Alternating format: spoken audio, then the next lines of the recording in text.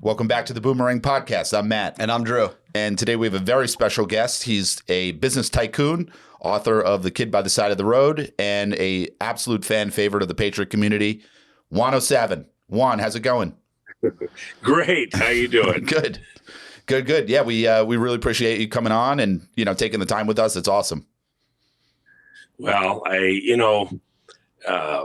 we've talked, I think, in the past, and certainly Jennifer's interacted with you folks.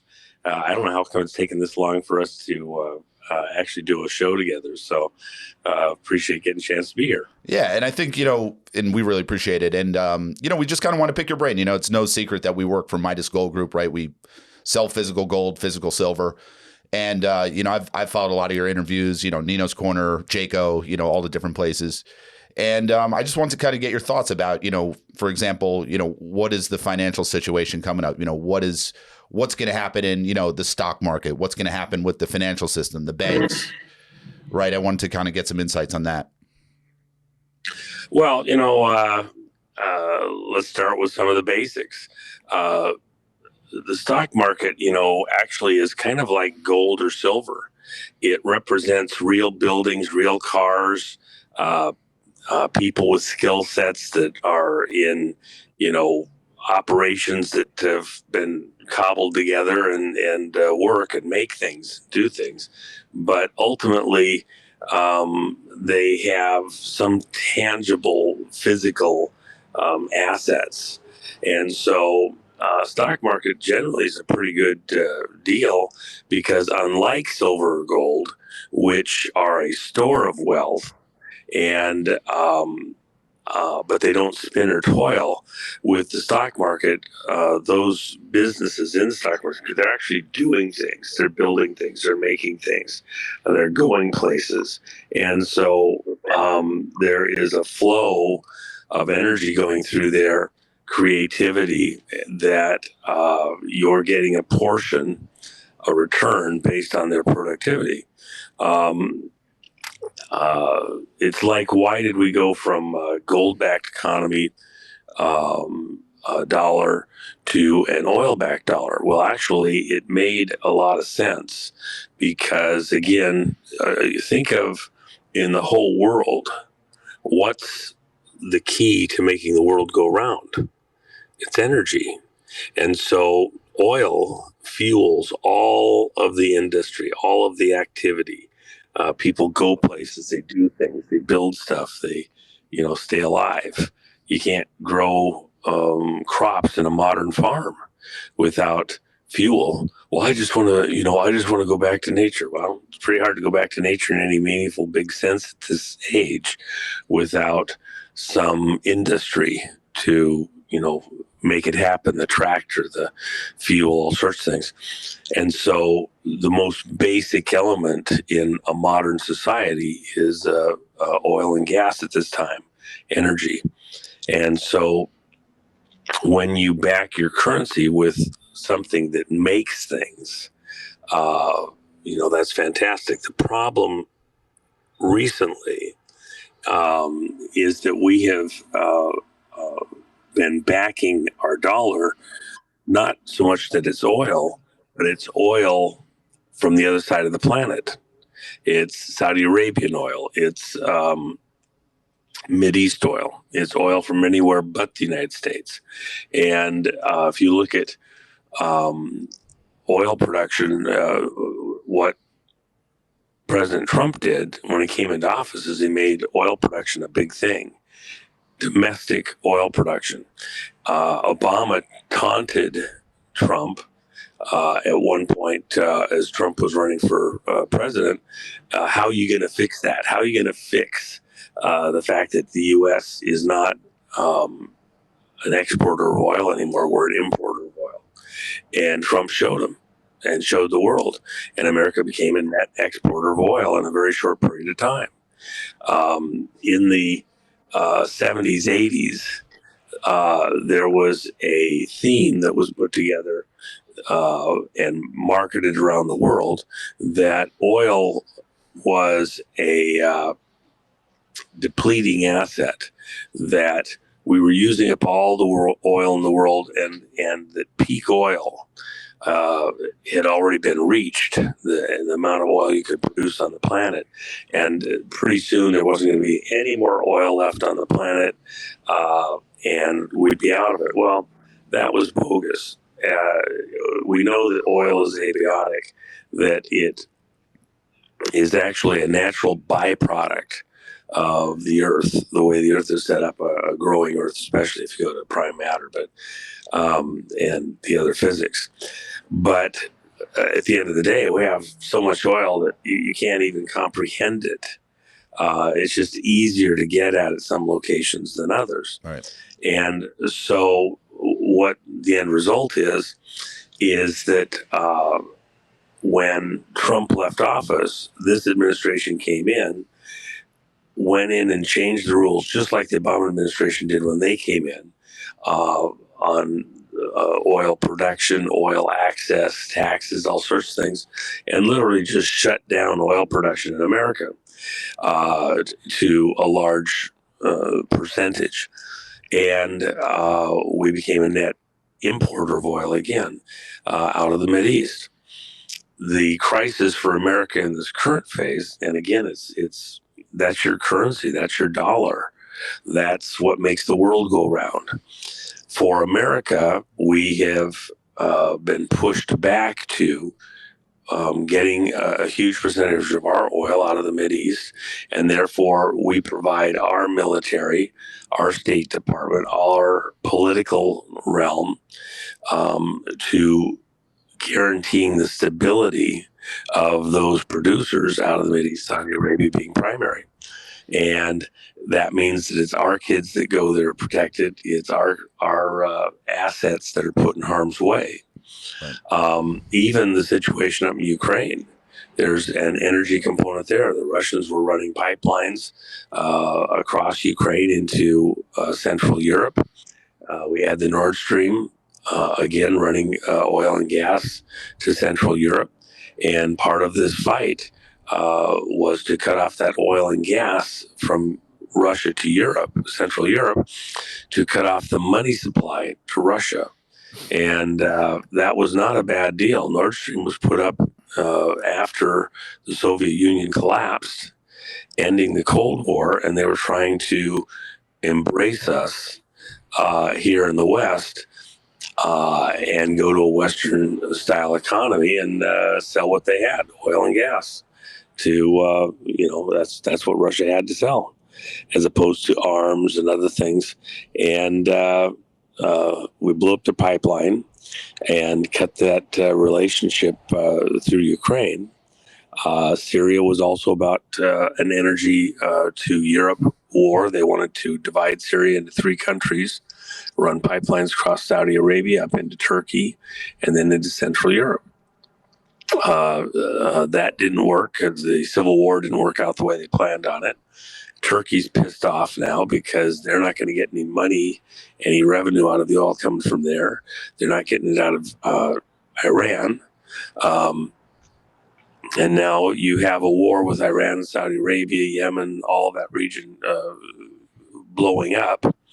And you're not going to get your oil out of that side of the Mideast. And so the current plan is to move and do oil production in the Mediterranean off the coast of Lebanon, where these huge oil deposits have been found in the coastal waters off Israel and Lebanon.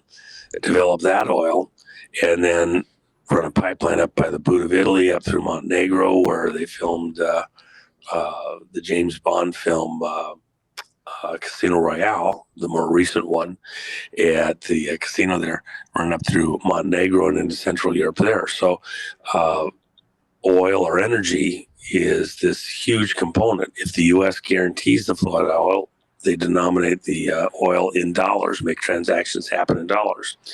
When that doesn't happen, then the dollar, in the way that we run our currency right now, becomes weakened.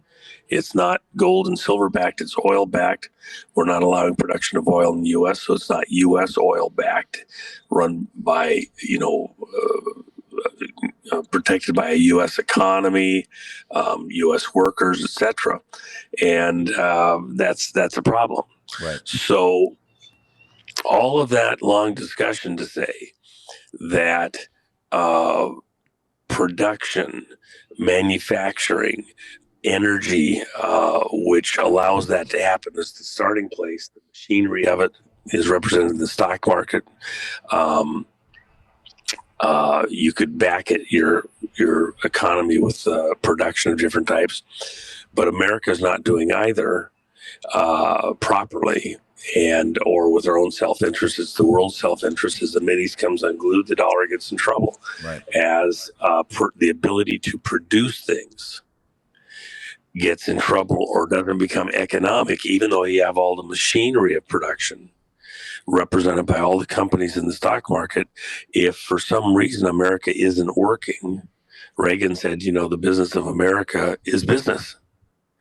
If if the business of Saudi Arabia is raising oil, the business of America is working. We could make it in part raising oil. When Canada was in trouble, they got going with the oil production on the shale oil up north, and that saved the loonie. So all of that to say, where do people put their assets? Where do they put their money, their wealth, whatever, as a safe place to put it? If America's working, the stock market's a great place to put your money, because the stock market's working, it's making things, and you're going to get a piece of that production. If energy is working, putting your money into the dollar makes sense, because it's in a flow and it's getting a gain because and protection, because that energy is going out. When America's not working, is there going to be that point where America isn't working? Well, and this is where I come back to like the gold stuff. Is in this political environment that we're in right now, are we now entering a period where we're not going to be working well, where we don't need quite as much energy? Because why? We're not actually getting work done. The world isn't going around business-wise the way it was before. That's the time period when you have to switch from a working asset to a store of wealth to bridge through till it gets back on its feet again. You could have the best tractor in the neighborhood, but if you can't get fuel to it, it's a lawn ornament. Yeah, one hell of a paperweight. A huge paperweight. If the weather's not right, you miss a planting season, it rains out or whatever, you can have the best tractor and you can't get it out through the field because the field's screwed up. Or if you have a war in your neighborhood, like up in Ukraine, where it's the breadbasket of Africa and Europe, you can have a great tractor, but don't dare move it out of the shop. You might get shot. And then again, too, it's not safe in the shop either. Somebody might blow it up. You can't work. It's bogged down. When you have to bog down, when you have to pause, that's when gold and silver become a good store of wealth. And part of the reason is because the various currencies, they're just pieces of paper. That's all they are. Right. And they don't have actual wealth, except that they're accepted for trade and transactions just because they're convenient. They're dots and tittles in a computer screen. And they can't do anything unless they're flowing. And everybody's agreeing on whatever's going on. When things start to break down in the world, then the safe haven for some period of time becomes gold and silver. Do you stay there? No, the intention isn't that you would just be holding on to gold or silver forever. It's that you're in a flow with it and you're exchanging it. It's a medium of exchange. If you're holding it, you're probably not being very productive. If you had, gold bars buried under your bed and you're just sitting on them, it's not really getting anything done. It doesn't spin or toil. You need to be investing it in things to have a piece of the action, to be financing things, trading it, putting it in things to do work. And but in an environment where nothing's working right, which is high risk, somebody's going to come blow it up or steal it. It's a good place to park stuff until it gets back on track. And that's where guys like you become absolutely critical, and to change a mentality. If you're always static, in a race, we just had the Las Vegas Grand Prix the other day. The whole thing about those types of races is you're in the throttle, you're out of the throttle, you're on the brake, you're back in the throttle, you're full throttle. You've got to be able to go with where the course is going and what the traffic is doing around you, and anticipate and all sorts of things. I love driving, love racing. So now the question is, are your listeners, are they just on the freeway of life somewhere and they've got the cruise control set and there's a little rise, a little twist, a little turn? That's fairly comfortable for most people. Other people want to be in the race, man. NASCAR, F1, out in the dunes, whatever, but they're willing to take the chances. They enjoy the thrill of investing. They want to take their chances. They think they're pretty good at it. They've got good vehicles to work with. It's fantastic. But all of that said, this is a moment where things aren't working right. This is a great moment, probably an important moment, and you don't need a Nostradamus or a rocket scientist or a genius to tell you that you need to get out of the way, slow down, watch the turn, something's wrong. Don't take any chances. Does that click for you? Is that making sense? Yeah. Absolutely. I really like how you said like a bridge, right? Because that's what it is. If you have a booming economy, things are going well. Yeah, you're better pressed putting that money to work for you. But when things aren't working well, that's where you want to have the storage of value. You want to be able to hold on to your wealth and then wait for the right time to redeploy it into the market or whatever it may be. Well, and there's times when you buy the right piece of land and you can do well. Farmland has been just an amazing investment for quite a while now, and but I've seen several times in a row where farmland became just a disaster. The rules, the regulations, some various issues.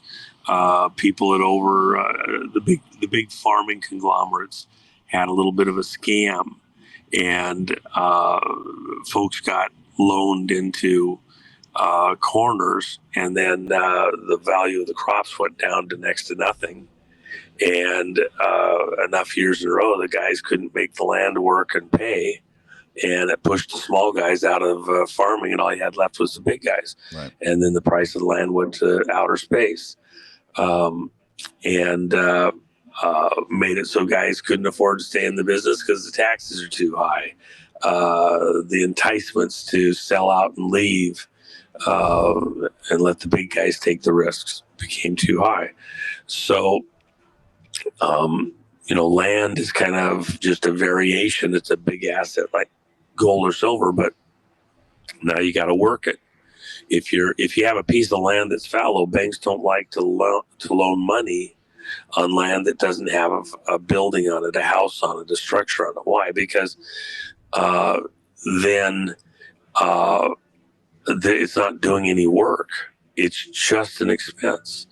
Gold and silver, same thing. If you're just putting it somewhere in storage or paying to park it somewhere, it's not doing anything.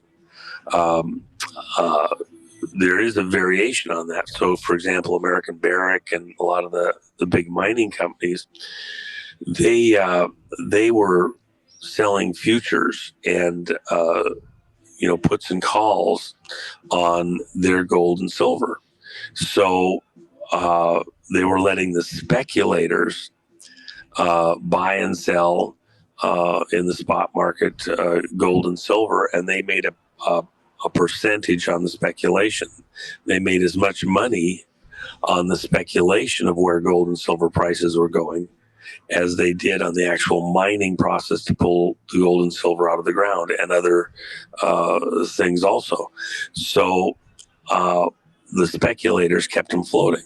I came out and I told the public, 12 years ago, I think it was, that the gold or the silver window was closing, which nobody understood what that meant. I said, no, this is where they set the trades over in England, and they're going to close the silver window. And guys went crazy that I was saying such a blasphemous thing. It had been open for 200 years. And I said, no, they're getting ready to just churn it, and all these lawsuits are having a problem for them. So they're getting ready to shut down the silver window. And,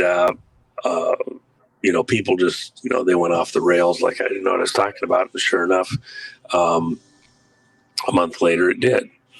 And then the churn of the silver market. People thought I said that the silver was going to go way up. And I said that wasn't all the case. It's going to churn. And that's exactly what's happening. But that's about to change. Juan, do you care? A question is kind of similar to when we're talking about gold and silver, but, we get quite a few people coming in. They'll ask about things like Bitcoin, right? And they'll say, hey, it's a transparent, immutable, ledger, right? Blockchain. I just was curious, if you have any thoughts on that, if you've ever spent any time thinking about, cryptos or Bitcoin, blockchain, if you have any thoughts. Well, okay. First off, who created Bitcoin? They got this big story, Satoshi Saki whatever bullshit. The reality is that I'm just getting away from the music for you guys. Sure. The reality is that that was created by DARPA, a Defense Advanced Research Program. And why is that important? Because they're the same ones that created Facebook. Facebook wasn't created by Mark Zuckerberg or the Winklevoss twins. Why is that important? Because Facebook was a DARPA operation. Who had the authority? Who had the power? Who had the wherewithal, first of all, to create Facebook? It was called LifeLog when it was funded. I actually know some of the guys that were involved in the program setup. Initially, the LifeLog was proposed. Social media was going to be a big thing. So they asked for $100 million a year, and they spent 5 years developing this program. They made it like Zuckerberg created it out of thin air in a college dorm, which is complete, total bullshit, a complete lie. And that he got some other programmers to write some stuff, which is the Winklevoss twins, to build it out. Another complete, total, absolute lie. If you've watched the film with Zuckerberg doing this, all of that is a fantasy thing to reinforce the story. It's not true. That's not how it happened. LifeLog was based on a source code. A guy in Florida did the work. That was taken as the base, put into the DARPA operation. They spent 5 years, $500 million of U.S. taxpayer money to build out this thing.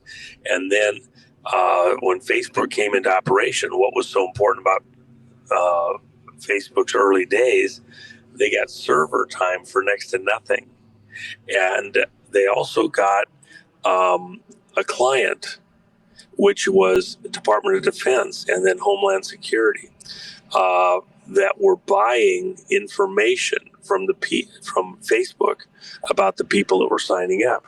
They weren't making money on the advertising and everything else. They're making money on selling your information to government agencies. Correct. And exactly right. So then when they had this whole thing where it became wildly valuable, and first off, let me say this, because I'm going to come full circle in a second, but let me build it out for a second.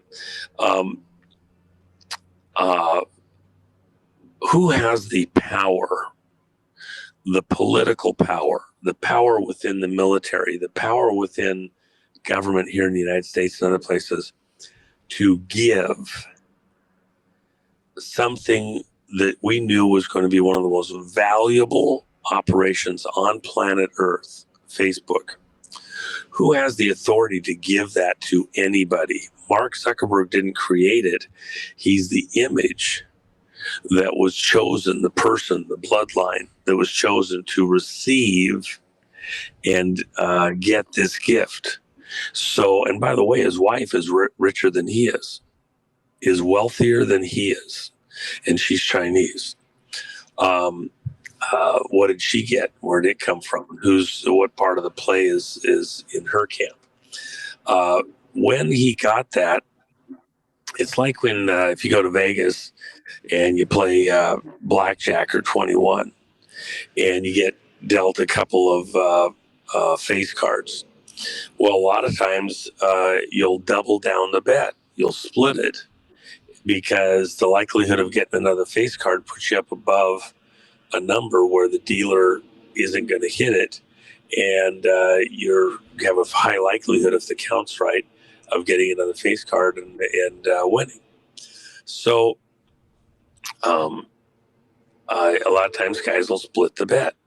In the case of Facebook, they became so wildly prosperous that the people over at DARPA, the black hats, the people in the spy agencies that took over this operation as it left DARPA and went into the three-letter agency operation stuff, they wanted to take and rake off some of that money for other operations. So they created this story about the Winklevoss twins, who had also created Facebook, and they needed to get their pound of flesh out. So they did that whole lawsuit thing in order to bleed money out of Facebook. In the movie, it shows Zuckerberg disconnected from, uninterested in the litigation. Why was that? Because the litigation was all a show for shareholders, for the world, everything. And then they came up with a out-of-court settlement and gave all this money to the Winklevoss twins. What did they do with their money when they got it? They invested it, a large portion, but they say only 15 million, which is not true either. They invested a large portion of it in cryptos.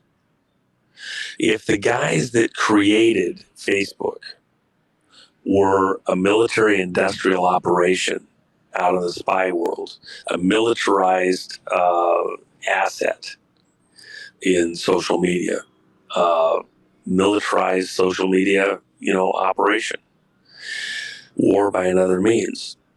If they bled off some money, and significant money, to a different parallel operation, and it's called a cryptos and Bitcoin, do you think that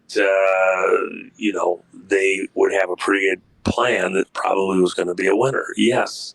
So when they had that money, they invested it in servers, and how do you create Bitcoin or any other of the blockchain currency?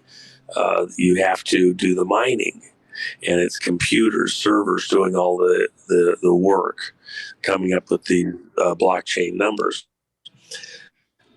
First off, just like with Facebook, where you got cheap servers, things like that.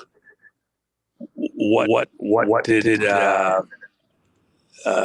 made the difference in the crypto world with that? They need cheap server time. They need cheap computer time. Who has more computers than anybody else on the planet? The spy agencies. And so they have the server time, the computer time that is excess that we, the taxpayers, are paying for. So they can sit there and crunch numbers and make Bitcoin or any other cryptocurrency cheaper than anyone else. And when the Winklevoss twins invested in servers and put them in places that they could run for cheap, the energy manufacturing locations along the Columbia River up there, George Washington, in Washington State, and where there was excess power with the backup energy systems that were there for in case there was some problem with the dam system and all that. They have these huge energy farms that are there to provide power as a safety net for all of the computers servicing the internet that are stored up in that area. And when there's not an emergency, they can be crunching away on numbers and making Bitcoins for cheap. And so all of a sudden, here you have essentially a government operation making cryptocurrency coins on the cheap, and the players are tied back into that same little niche of DARPA, Department of Defense, three-letter spy agencies, the whole schmear, and they're making $1 gazillion in a world where you think that they're just good businessmen. Gosh, it'd be nice to be a good businessman where the government was giving you all the free computer time, server time, and you had access to all the latest, stuff. When Bitcoin did the last split, they had pre-ordered all sorts of new computer stuff, and then as the price was coming up, they sold off all their old stuff because people wanted to have the computers, all the mining equipment. Yep. Right. And so they got it a couple different ways. They made a fat buck on their computers, got top dollar for them. They got the newest, latest computers so they could mine more efficiently than anybody else after the split. And they were in the perfect position to own that currency creation market in the blockchain world, which, by the way, we have another split coming up. That's part of the reason why the Bitcoin has moved a bunch in the last few days, and other of the cryptos have moved a bunch in the last few days. So, aligned. Now you have your listeners, and your listeners are sitting there going, what am I going to do? How am I going to, preserve my wealth? When you think of gold bars or dollars or any store of wealth, it actually represents minutes, days, hours of your life that you are putting somewhere. You went to work every day. You got up at 4:00 in the morning, and you took the kids to the babysitter, and you did all this stuff. You traded your life energy, something so valuable that you can't really even put a price or a number on it. You traded that life energy for dots and tittles on a computer screen, or pieces of paper with colorful ink on them, or something of value. But there's wolves out in the world, and they want to steal your life energy and any of it that you've stored up. And so, wherever you have it, they're looking for it. They want to pull it, grab it, take it for themselves. And that's this world that we live in, and that's this moment that we're in. Because if you're not thinking straight, you might have stored up a lot of your life energy so you have it for later in life. The momentum when you could get up early and run around and do stuff in your 30s and 40s and 50s, all of that accumulated knowledge that you're applying to industry or your work environment, you get paid the higher bucks for it later in life, and you want to coast in your 60s and 70s and 80s. And so you've stored up some of that life energy so that you're more robust when your body's starting to break down. There's plenty of people out there that want to grab that from you. And they're looking for opportunities where you're not paying close enough attention. They're going to come and steal it from you. Most of them are called politicians, by the way. When they talk about the politicians stealing the candy from the baby, they're not actually kidding. Your babes in the woods in the financial market, your babes in the woods in the investing market, your babes in the woods not realizing that Facebook and cryptocurrencies and all this other stuff are actually weaponized the government against you, the citizen. And they're just looking for those moments to steal your candy. You got to wisenacre up. You got to be sharp. And you got to find ways to hold it till this current crop of thieving politicians, criminal political gangs, Capone-type thugs, are taken out of the public sector, off the streets. And we're at the most difficult, dangerous moment in my lifetime, and every person in this audience's lifetime. We're in the most dangerous moment of all. This is an important moment. Is it safe in the business world? My contention is it really isn't right now. Is it safe in the political world? No. When politicians are in dire straits, your wealth and your life energy are in danger. They'll send you to war somewhere, or send your kids. Kids are a retirement plan for most people too. And they're sending your kids to war. Are they going to be around to help you out in your old age? Nope. A lot of them are going to be hurt, injured, dealing with their own crises. And they're really giving up their life energy at the most critical point in their life when they have the most of it to give. Is it stable in the energy markets with the flow of energy being needed for business? No, it's not. It's being used to blow up things. We're using our dollars to blow up things, and then the politicians say, actually, you got to go back and put everything back together you just blew up.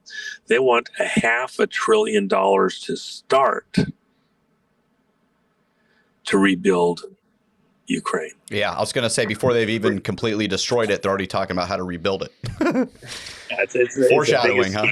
Madness. So I apologize. I'm pontificating a bit, but I'm trying to set a groundwork for your people. Sure. How do you have an important, a relevant, real conversation about what you do with the metals if you haven't got this basis for why metals, what's going on, why this exact moment? And so I hope people don't feel like I was just going on and on too much. I'm trying to give the basis for the rest of our conversation. Why is this an important business that you do at this exact moment in history, more so than other times that I remember in a very long time? So I hope people understand that and appreciate that. Absolutely. I think this moment's really about, killing the bull, right? Getting rid of the deep state. What does it look like in the banking system, right? What's going to happen to the banks? Can you run us through what we can expect in terms of scenario? What they're trying to do right now is they're getting ready to consolidate things, to get rid of the peripheral small local banks. And they're doing a type of social engineering where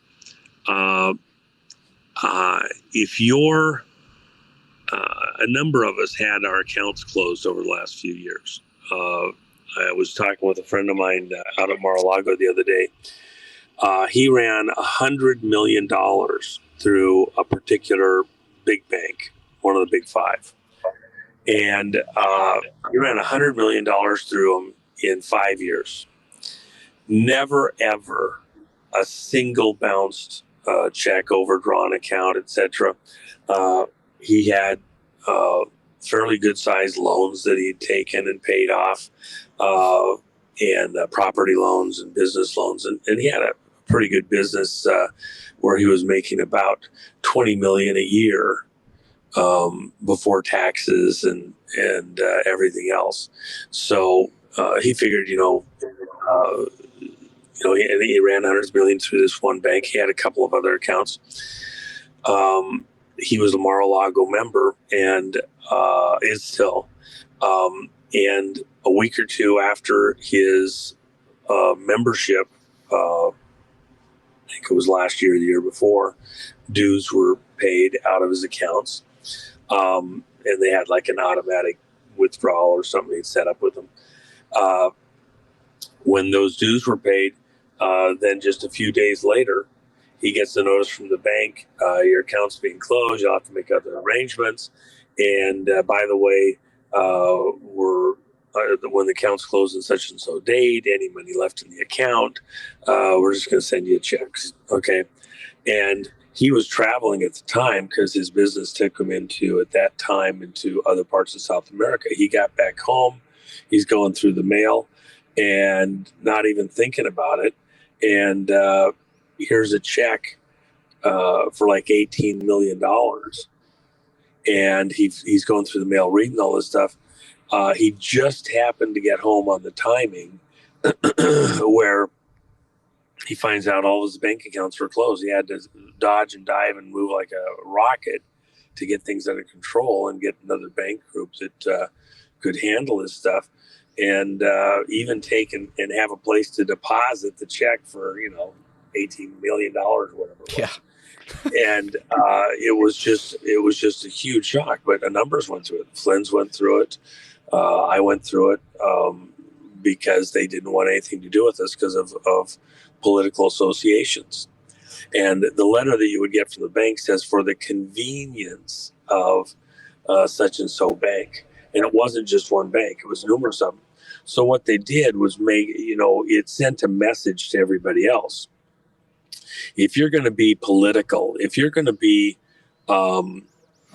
associated with certain political persons or groups or locations, you're going to get hurt. And it was very sporadic. I had, we were sitting at the table, there's about a dozen of us talking about this. Only one other person had the same experience, and some of them worked with the same banks. They belonged to Mar-a-Lago and other stuff, but some of them were more politically active than others. Others of the members weren't being highly visible or verbal or whatever. So how did the bank make its decision?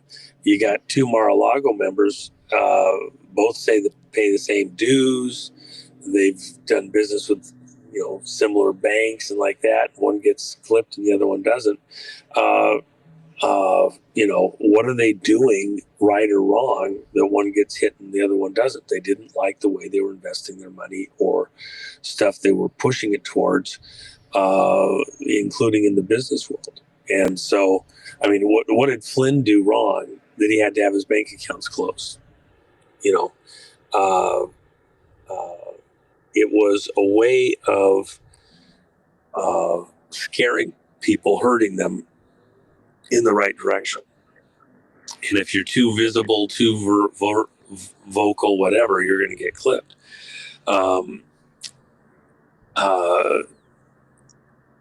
It's like what was going on in Facebook, Twitter, everything else. If you say the wrong things, you promote the wrong things, they can take you out. They want you to know that so that you won't go there.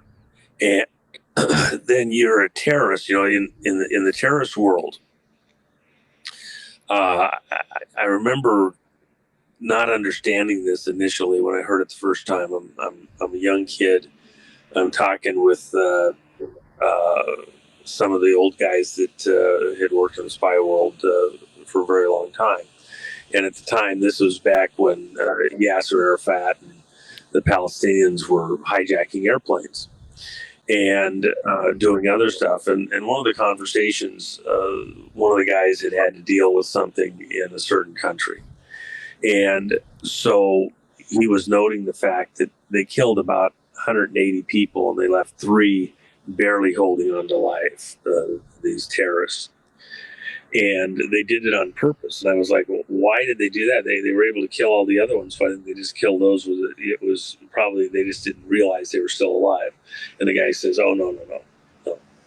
They left them alive on purpose. Torn up, mangled. They're the ones that saw everything. Why did they leave them alive? So they can go back and tell the story, scare the hell out of the rest of them. Tell the story and scare everybody else. So when they close people's accounts, you have people that's their life, that's their business, that's how they function, that's how they live. My friend is out doing wheeling and dealing and doing business deals, and he's working with some of the wealthiest people on the planet. And he's got to have that banking stuff to just wire something, send something, do something, moment to moment to moment. That's how he makes a living. And when they close him down, he tells the story to everybody else around him. He was in a node position to scare the hell out of everybody else. They can do this to you, and you can't do a thing about it. Well, who are you going to sue?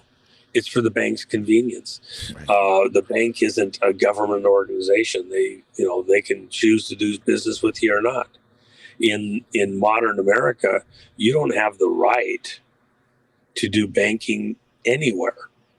They have the right to do banking. You get the privilege of being able to have an account to,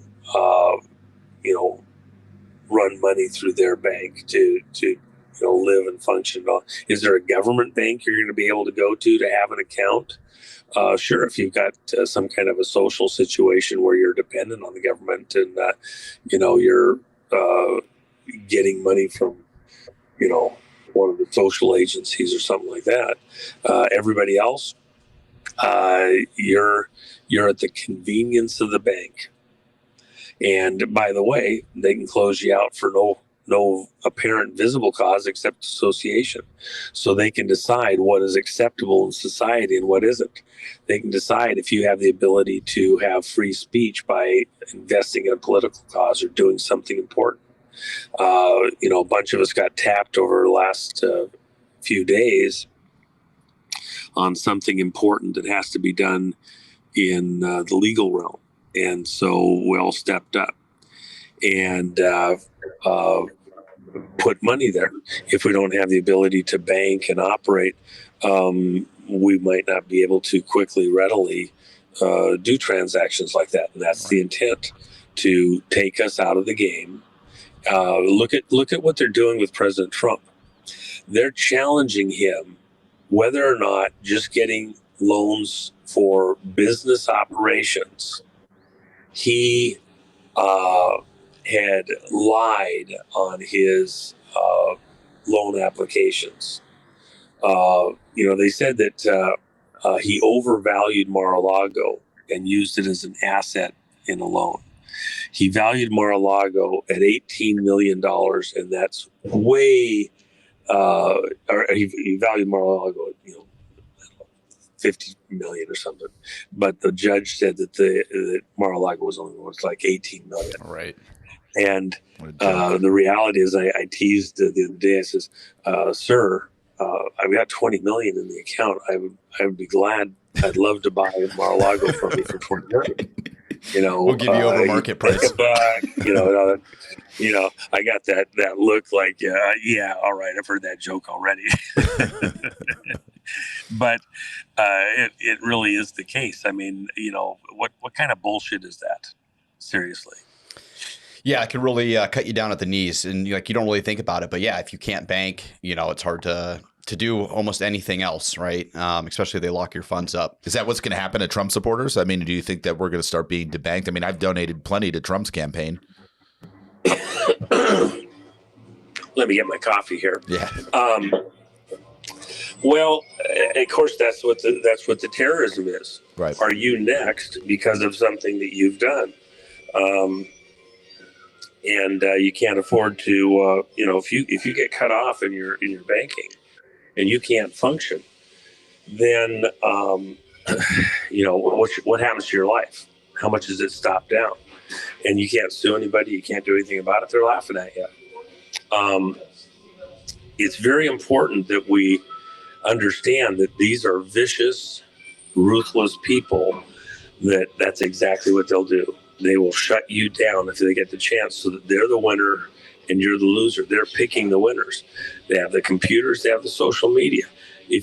How many people, think of some of the hosts that you've helped out, who were able to monetize their work, providing information out into the world with their research, and yet they got demonetized. They were cut off from access into the social media world. They couldn't monetize their work to their listeners. They were ostracized. Just 1 second here.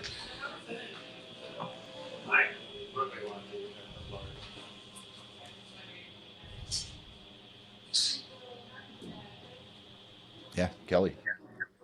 Mm-hmm. Kelly was demonetized, and how do her videos get strikes?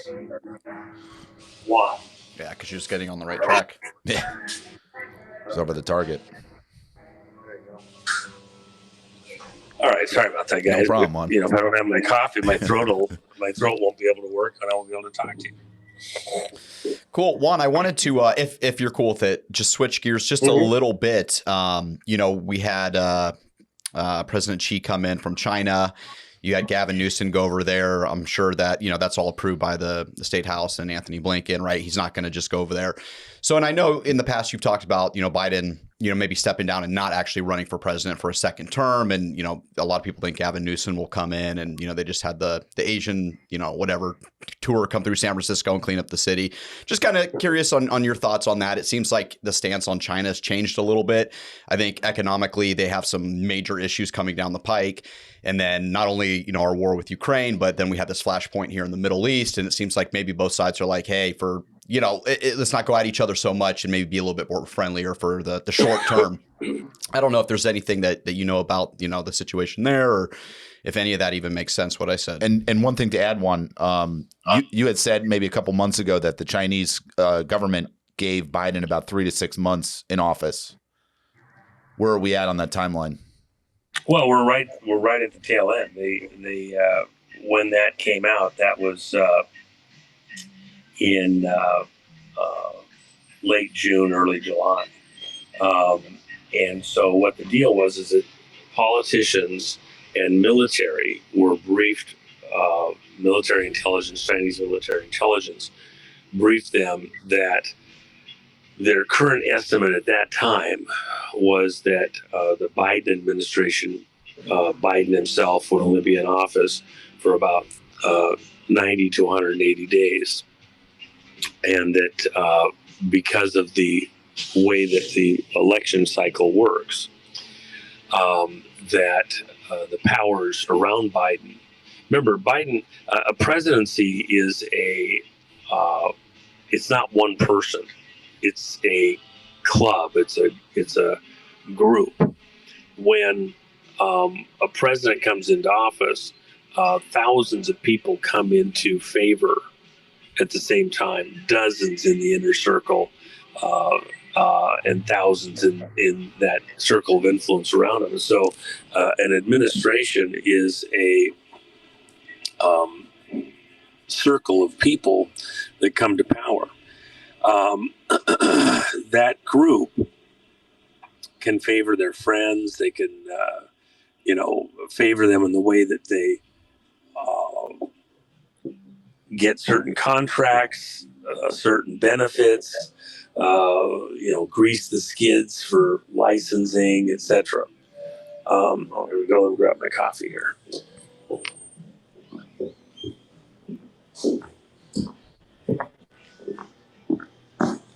It'll be interesting. Oh, there you go. That's kind of cute. I always look at the style, see how good they are, right? So that's one that's well done. I always look for the seam here so that I want to get that seam where the coffee wants to come out over the ropes there. Very important to get it right, guys. That's right. There we go. All right. So if you think about that, the Chinese were doing a very important assessment. how much longer do we have with this particular person in a power in a place to grease the skids for things that we want done, so that we don't have to fight through? And do we need to prepare for somebody else that's going to come into power that could do other things? Right now they've got the stuff in Taiwan. Let me just get this open here. We've got the stuff in Taiwan. There's all sorts of potential fight there that they don't want to necessarily have the wrong people in power when they got to do it. So do they take some of those actions before Biden's out? What if who's going to replace Biden? Look, the assessment that the military did, the intelligence did, was that certain things they wanted to do, they needed to get done before Biden times out, by whatever means that might be. Impeachment. Look, you got 3 impeachment inquiries. They were debating whether or not they were going to go forward with one of the impeachments the other day. Mm-hmm. You've got real data about how the Biden crime family has received all this money from China, amongst other locations, let alone the Ukraine and everything else. Do they act before that power team gets unsettled and other groups, not just Biden, but other of their players around Biden leave office because somebody else comes in? And who would be the person that you would put in office to replace Biden? Why would you do it right now? It's not an election season. Why would the people around Biden, or the Democrats in a generic sense, need to take Biden out of office? Because they can't win 2024 election with Biden. Just isn't going to happen. So if they want to have a prayer of continuing with power in the highest office on the planet, really, they need to put somebody in there with time left on the clock to operate and act presidential, so that they could, the people see how, we have a new, great, fearless leader, young, vibrant, able to get things done, and show a strong face. Whoever that leader would be, because of the situation with China, is going to have to look like a hard nose against China that can work with them but get the job done. And so the only person on the horizon that actually fits the bill, based on what needs to be done, and is still ultimately a friend to China, probably is Newsom in California. Even Biden the other day, when they were up there in San Francisco doing their little thing, Biden, claps Newsom on the shoulder, and this is the next generation. This is the guy that's you could do anything. You could have my job, the one I'm running for. It's like, wait, what? That's the weirdest things. Yeah. So the end result is they need to find a way to move Biden out and move somebody else in. And by the way, Harris has no prayer. Harris doesn't qualify to be president because of her birth history. The Constitution's kind of moot on the vice presidency. You would assume that people would realize, well, if you're vice president, you have to be able to move up and take the office. But there is a logic that was there. Nancy Pelosi always said she was going to be president. They did have a plan to move Nancy into the presidency last year between Thanksgiving and Christmas. And the way they were going to do it was Biden out, Harris doesn't qualify. Nancy had all the paperwork on that, and the attorneys. And then for the convenience of the state, and to avoid a big hassle for America and a lawsuit with all the Republican groups who were going to come, Harris would agree to step aside, and then Nancy would come up from the House speakership position. When they weren't able to complete that, and they blinked in that Thanksgiving to Christmas period, then leadership went over to the Republicans, and all of a sudden that route was closed off. Nancy could have moved to the presidency and Newsom come in as the vice president, who's a nephew or whatever of a cousin. And that was what was alleged to be the plan. Now they're in trouble and the clock is ticking. So what's their plan right now? Something similar probably, but it's not clear. When we talk about enjoy the show, get the popcorn out and everything else, that was never about horrors like the situation in Afghanistan, where we did this horrible withdrawal, or the situation in Ukraine, the stuff in the Mideast and all that. Those things aren't shows. They're not entertainment.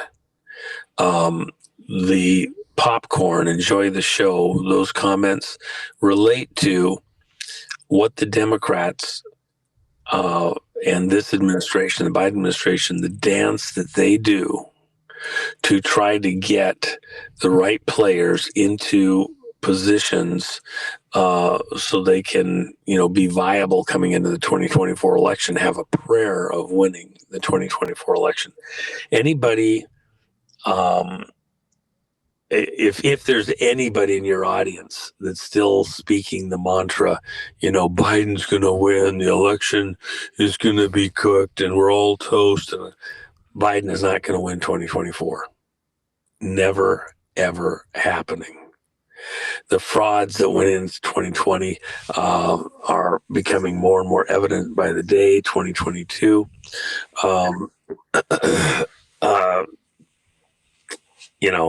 there isn't even a prayer. You can't even pull that fallacy off. So the idea that they can just sit on their hands and allow this to happen, loss of control of the House was a monstrous defeat for the Democrats, not being able to have Nancy there and to control the reins of power. The House situation hasn't turned hard enough yet, but it's turned amazingly. I said this would be the year of the whistleblower. The whistleblowers all showed up. And though we've had some theater there, the reality is that we've matured a lot of these investigations pretty far along to where we're now talking impeachment of Biden. But why would we take out Biden right now from our side and look mean and nasty? And oh, by the way, he's playing for our team at this point. Right. Every time the American people and people around the world see him in office, they're laughing at Democrats. That's your fearless leader? Seriously? We don't want to take him out at this point in time. Correct. Yeah. So anyway, that's interesting. Why interrupt the enemy when they're making a mistake? Well, yeah, when they're shooting themselves in their own foot. And by the way, I've said it before, but just as a reminder, besides the cross, the Romans had another form of punishment that was very, they loved to terrorize the people in these conquered lands and make sure that they did not want to cross Rome. And so besides the cross, which was a very grinding, grueling, excruciating way to die, they had another form of punishment. If someone was convicted of murder and their trials didn't last years, few days, if somebody was caught in the act of murder and killed somebody or whatever, one of the forms of punishment that Rome used was to shackle the killer to their victim. Shackle them neck to neck, wrist to wrist, waist to waist, foot to foot to their victim. And you would be right there with the dying corpse, the rotting corpse of your victim. Imagine the stench, the flies and larvae and everything else. And that would go on for weeks until you died from the diseases, the stench, the horror of your victim right there face to face. The Democrats shackled America to Biden, and they're killing America. Their punishment is they now have Biden, and they're shackled to Biden, and Biden is in power, and Biden's the president every time he comes on a TV screen. Every time he talks, every time he trips up the stairs and rides his bicycle down, one of the mountains to show us how, he's such a strong, fearless leader, and his toe clip comes out. The Democrats all wince. They moan. They hold their mouth closed so the flies don't get in. Okay. They can't get rid of Biden. They're shackled to the dying corpse of the Biden administration. And you're coming up on an election. This is a horror for most Democrats, and they can put a good face on it, throw some makeup on, yeah. And oh, by the way, Harris could be our savior. That's even worse. Okay. So again, that's the world they live in. Let's enjoy the show. Get more popcorn out. It's all theater. Should be an interesting next few months, next year or so. Oh yeah. Oh jeez. It's wild because it's they made the bed, right? They put Biden up against Trump, brought in Harris, all this, right, for the short-term victory, only to be stuck here 3 years later with everything going against him. And like you said, it's like we have the indictments, but it's almost just the fact that everybody knows he could be indicted. Why even bring it? Now it's known. Everybody knows how corrupt he is, but leave him in there to get crushed at the polls, which is brilliant. Yeah. So what's the future look like? I know that's what's going to happen next. I think the political intrigue with the corruption being exposed more day by day with this administration, and the slow walk, the perp walk of the criminality, not just of Biden, but everybody around him, the various crime families, in an election year is painfully brutal. The dance they do to try to somehow get Biden out of office without getting a conviction, without getting an impeachment, and get somebody into his office that has a prayer of winning. You think Harris has a prayer of winning in 2024? Not a chance. Yeah, in somebody's wet dreams, okay? Right. Headbanger Biden, headbanger Harris, Well, yeah, they're both banging their heads. What are you talking about? Well, the bicycle Biden and trip up the stairs Biden's banging his head too. You saw the mask. He was fiddling with the back of the neck on the mask the other day. Yeah. The nut chin.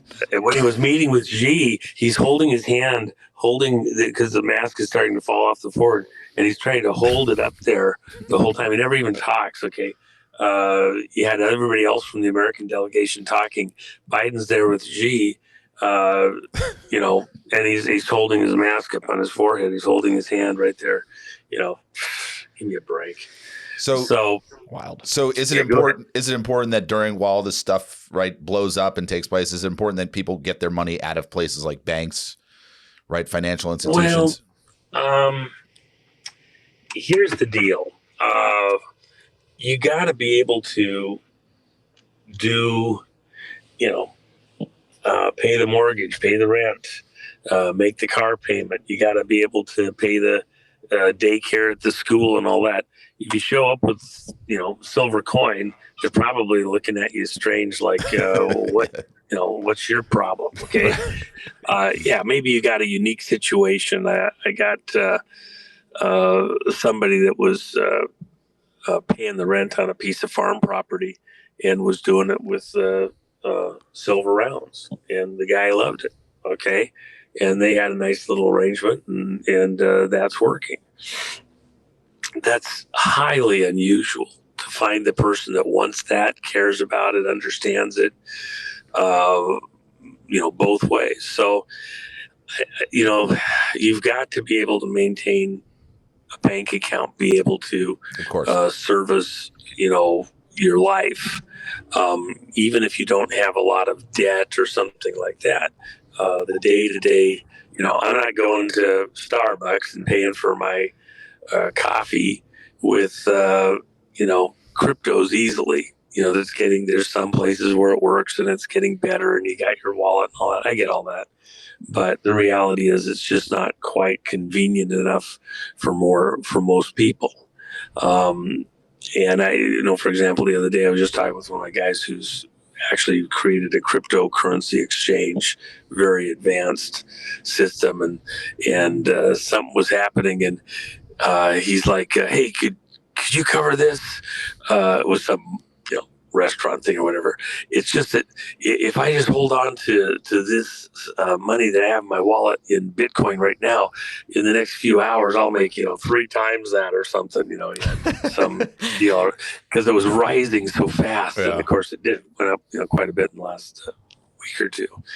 And so he didn't want to use any of his stuff. So he's got it. He's got the crypto wallet, but he's not using it because it's becoming more valuable by the second. So, when you talked about crypto earlier, like Bitcoin, right, and with DARPA and creating it, is that just a money grab on their end, or is there something a little bit more like sinister at play? And I only ask that because I've had people, tell me something similar to the DARPA thing, but they have also, asked like, hey, maybe the genie's just out of the bottle. And even though if it was created by DARPA, doesn't necessarily mean that it couldn't potentially be a storage of value, right?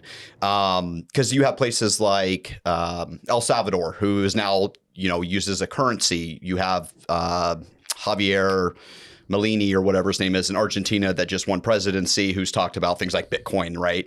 And so I'm just kind of curious if you start seeing these nation states that have, 100, 200% inflation and they start taking this on as a currency, is that part of like a master plan for DARPA? Is that just a byproduct of how it works? I'm just kind of curious on, if it's was just a money grab or if there's something beyond, what I'm saying.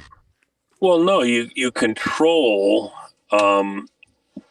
if you control the flow of the money, you can pick the winners and the losers. You can,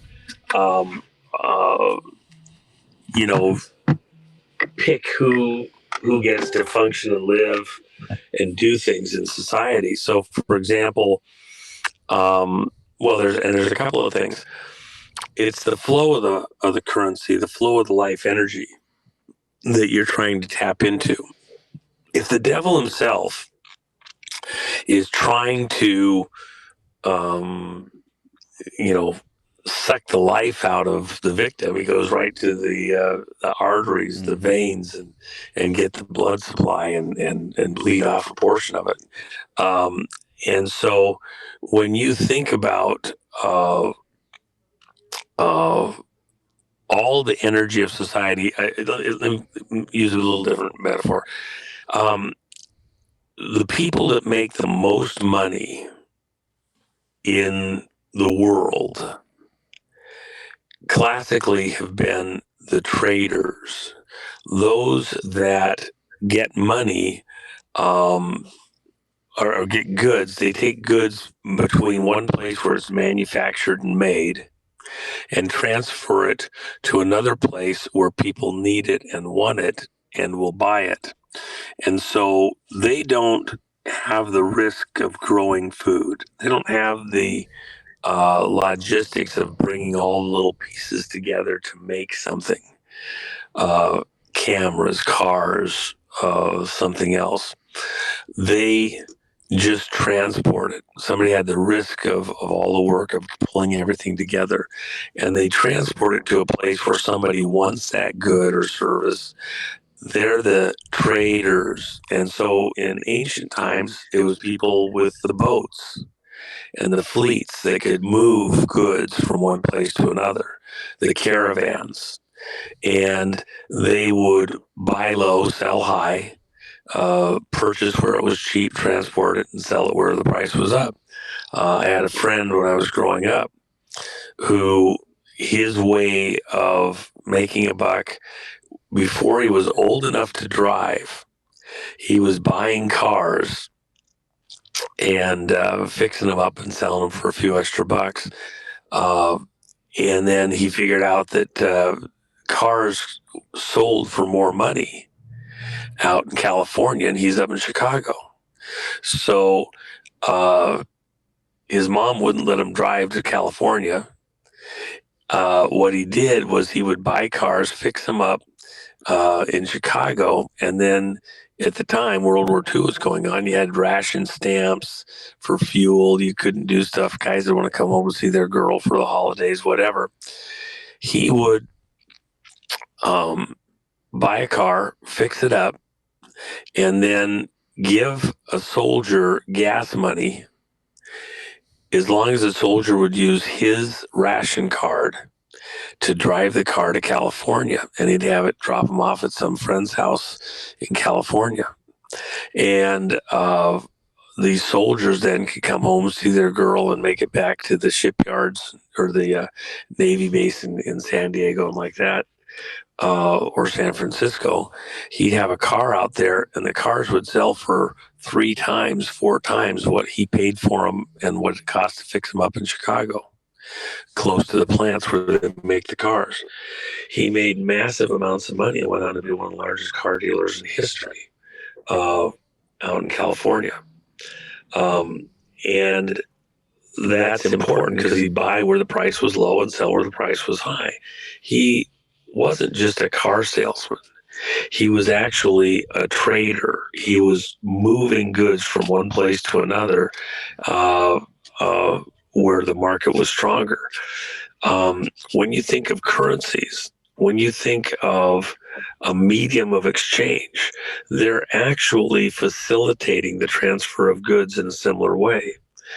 They allow a transaction to take place in one place and be realized somewhere else, conveniently moving an asset from one locale or region or business to another one smoothly and easily. People accept their medium of transfer in one place, and they also accept it in the other place instantaneously, and they make a little money in those transactions at both ends.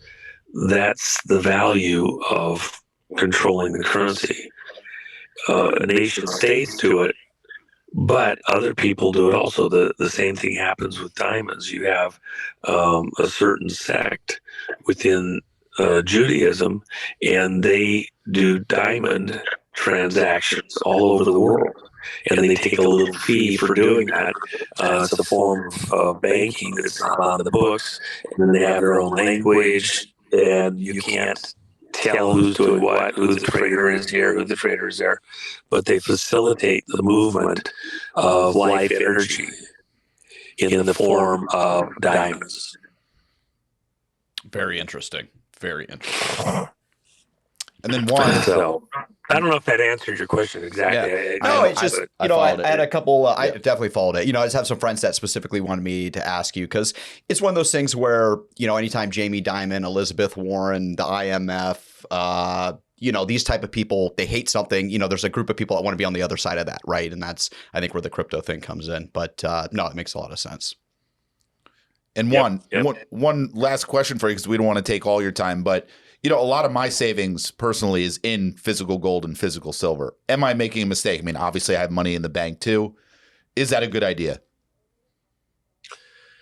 When governments aren't working right, when business isn't stable, you could be a really smart guy. And for example, I love classic cars. There's been several that have come up in the last several months that I've thought really hard about acquiring. One of them that I really have gone back and forth on is a 56 Buick, an unusual color combination. It's a convertible. I only like convertibles, and it was a factory car with all the options. Very, very rare car. Probably the number of them optioned like this might only be a dozen or two. And that's probably a high number, and especially this color combination. 10 years ago, it was valued number, and that I wouldn't have been willing to pay, but it's a really cool car. 5 years ago, it was a little bit less, and I thought it was a good buy at the time. Right now, it's changed owners a couple times, and I was shocked the other day at what the guy was willing to let it go for. Well, he's been trying to sell it for a few months, but the market has kind of dried up. Why is that? Because even guys with assets are starting to tighten up a bit and get smarter about where they're putting their money. A classic car, you have to have some place to put it. You can't just put it on the street. It's, you need to control the environment a bit for it. They do deteriorate a little bit, need a little maintenance, need to be used, honestly. And so, they're not static.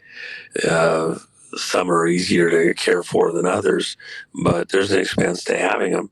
As a general rule, they're a fantastic investment. That's why Jay Leno is so many amazing, stunning cars, and the value of those cars just continues to go up to the moon. But we're in an unusual moment, and that's a hard thing to have and hold. Then you got to find somebody that actually wants that same car if you want to get your money out. Gold and silver, it is a much better medium of exchange than classic cars. In the right environment, classic cars have been great investments, and I've done well with the cars that I've had over the years. I haven't lost anything, that's for sure. And I enjoy them, and they're just fun. But you need something that is, more readily exchangeable. Farmland, tractors, other things can be really good, but when things get dire, troublesome, whatever, you need something that's a little bit smoother and easier. And that's why even the gold, I'm less excited about the gold than I am the silver. And why is it? Because with silver coinage, you can do smaller transactions with it. It's harder to move around because it's a bit bulkier. But at the end of the day, am I buying a house? Am I buying, the Mona Lisa? Or am I just trying to get a little fuel or food or something like that and do a simple, small transaction? Silver coin, U.S. minted, is constitutional currency and money. And so when they outlaw silver coin, all Americans will be outlaws if you're, for constitutional. Got it. So I don't know if that's a great answer for you, but I mean, at the end of the day, I am not a gold bug as much as I am a silver bug. And while I do have a little bit of crypto and like that, and I do follow that, again, what's the purpose? It's the same thing as dollars, because the world is going to go to a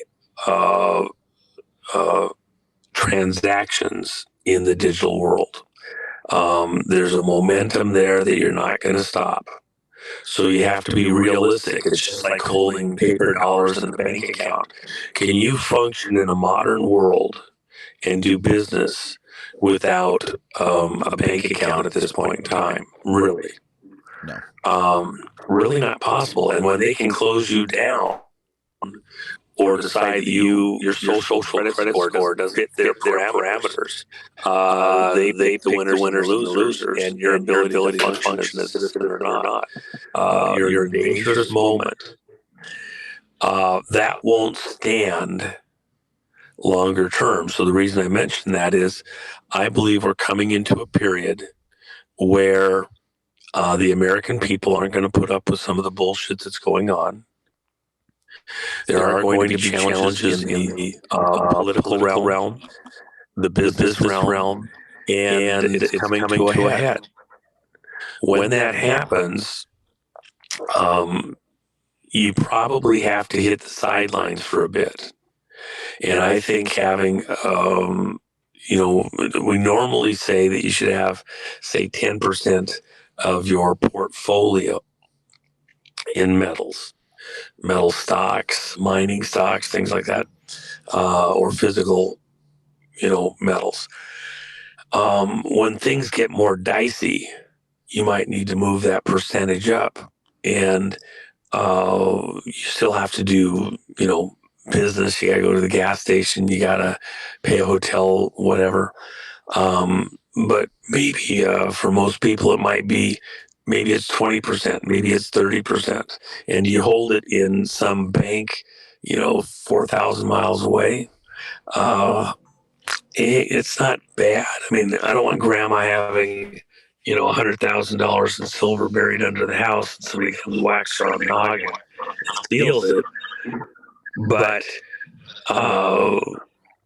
and we're not coming up on Armageddon for America. It's not the end of the world. We're coming up on a choke point in history and in the function of the country. This is probably a pretty good moment to have a more significant exposure to the physical metals than most other times. And then it's not a permanent position. You're going to want to get back in the business of America at some point in time. So you're trying to put it into metals as a store of wealth. And when the country gets back on track a little bit, America's going to be a great place to invest. The American dollar is going to do better than any of the other currencies on the planet for a period of time. Then you're going to want to dive back in and reconvert and get your life energy back in the game hard to capture that next wave. And surfing, you're applying a little bit of energy to catch up with a wave, get up on your board and ride the wave. And once you've come off a wave, you paddle back out a bit, you count the waves, get to the next good one, see where it's breaking, and catch the wave again. In our economy, we're coming up on that moment where you get off the wave, paddle back, get out of the way, and get ready to catch the next wave. And that's this tumultuous moment where the crime families are taken out of power, and you're about to see Trump come back into power and then start pushing forward to get America back on track. That's the moment we're in. Amazing. Let's catch that wave. Let's catch that wave. Absolutely. Yeah. And the gold and silver is the way that you park. You don't want to be in and out because there's a transaction fee. It's just the way it is. The guys aren't doing this for nothing. But storing some of your wealth in gold or silver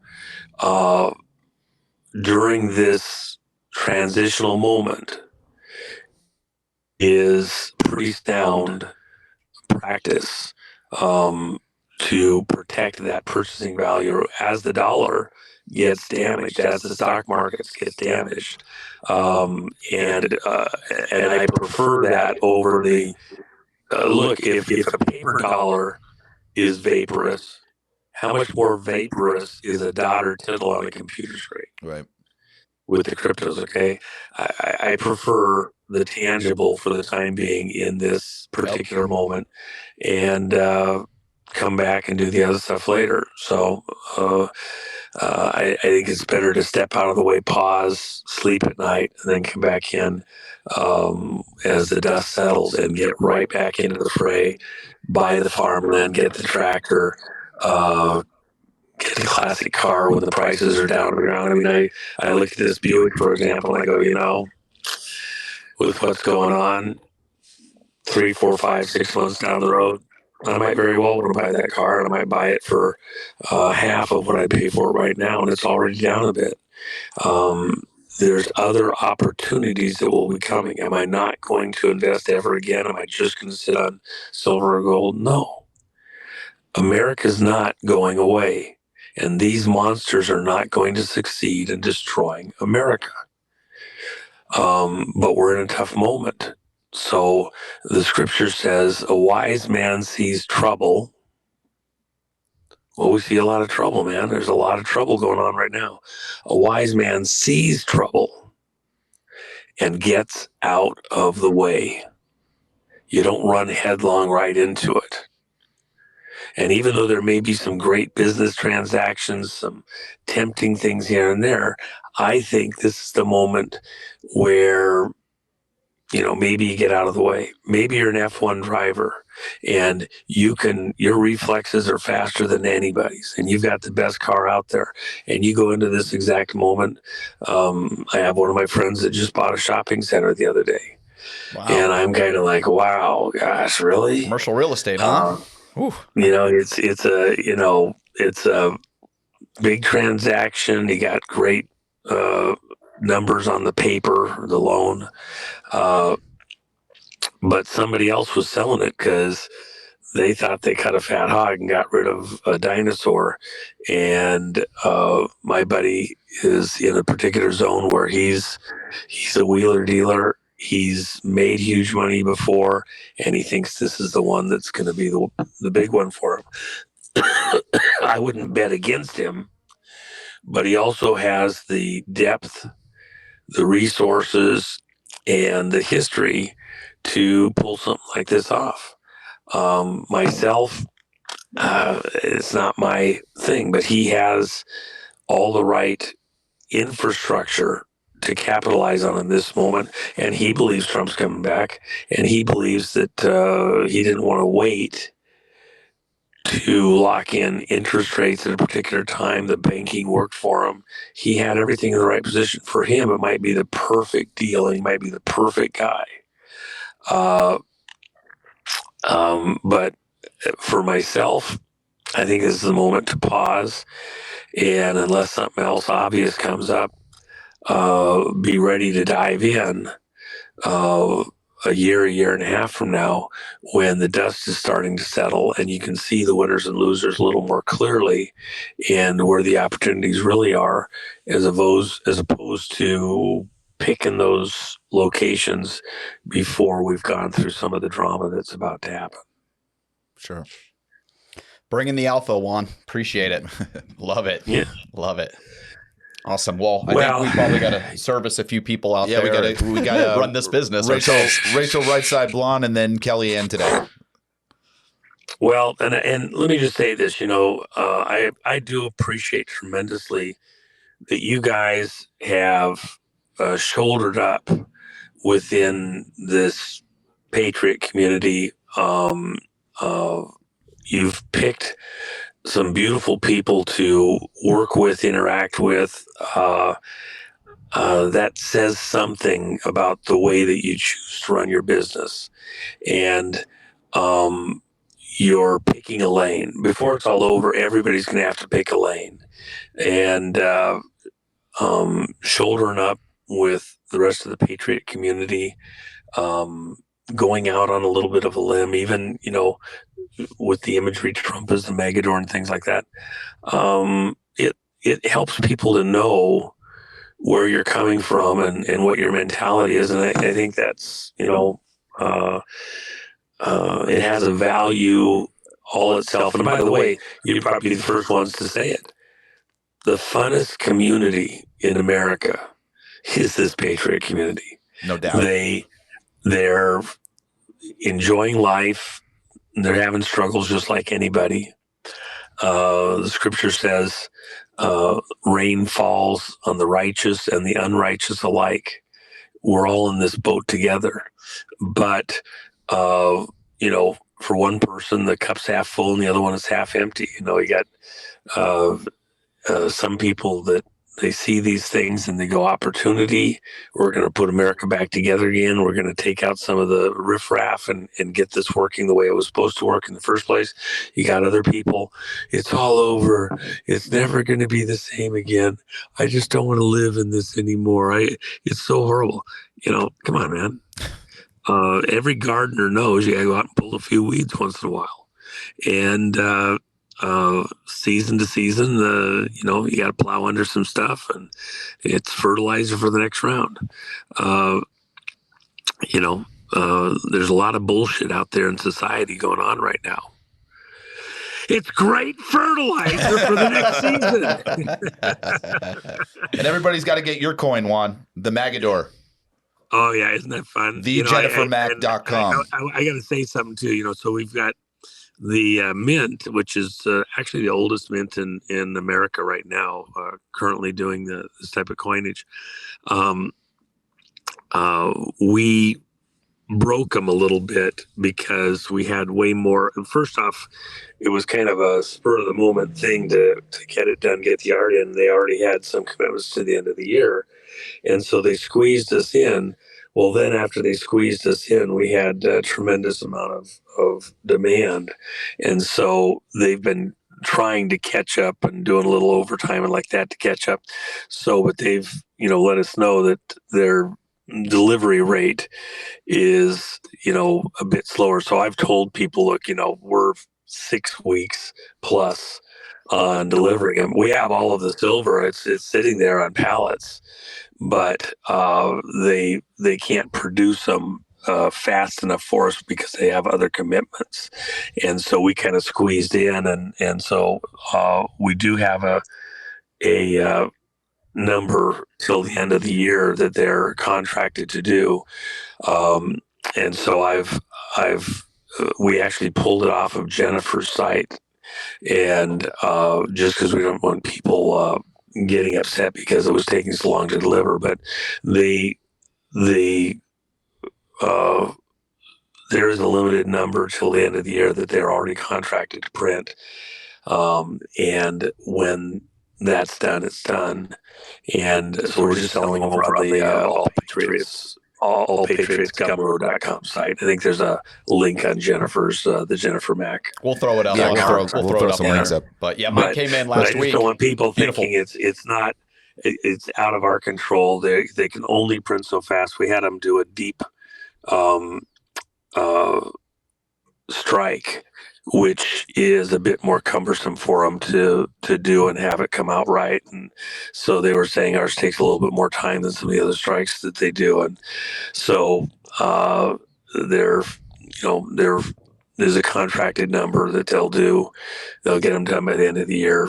We're sending them as fast as we get them in. I've got another several thousand rounds that are coming in, I think, on the 1st, and all of those are already spoken for. They said they'd speed it up in the days after that, and so we'll catch back up, early December. But I just don't want people thinking that, there's some, mischief or whatever there. It's just the speed of them in. When they're done, they're done, and I think that's going to have something to do with the value. Also, this is the 2023 coin is a very limited one. It's super cool. I guarantee you the president had a twinkle in his eye when he threw his in his pocket, and all the staff over there just loved it. So you'll be in rarefied air having one, and it's well done.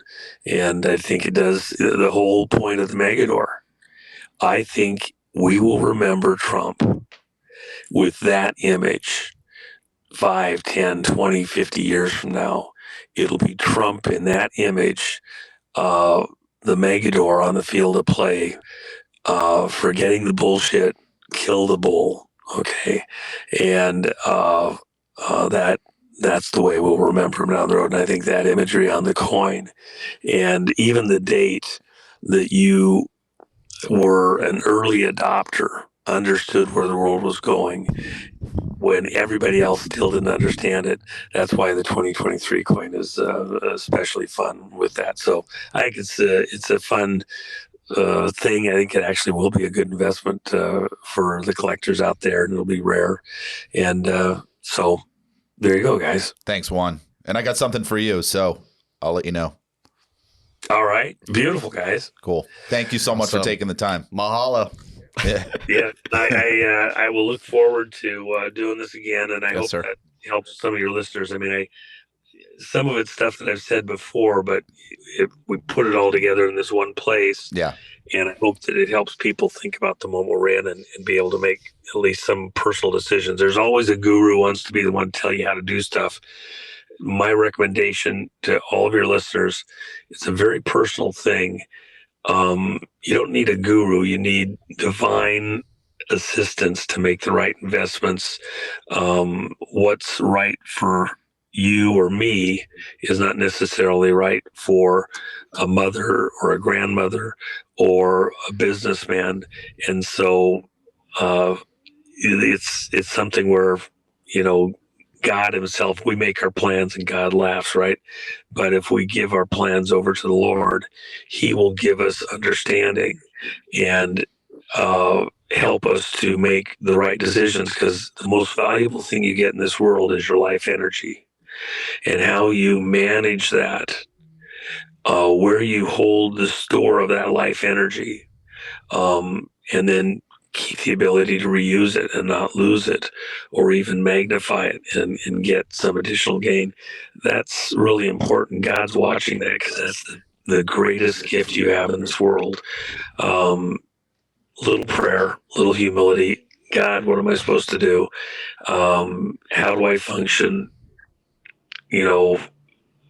through these crises that are already upon America and will continue to tighten up in the short term, and be ready to dive back in the rebuilding of America that's coming shortly.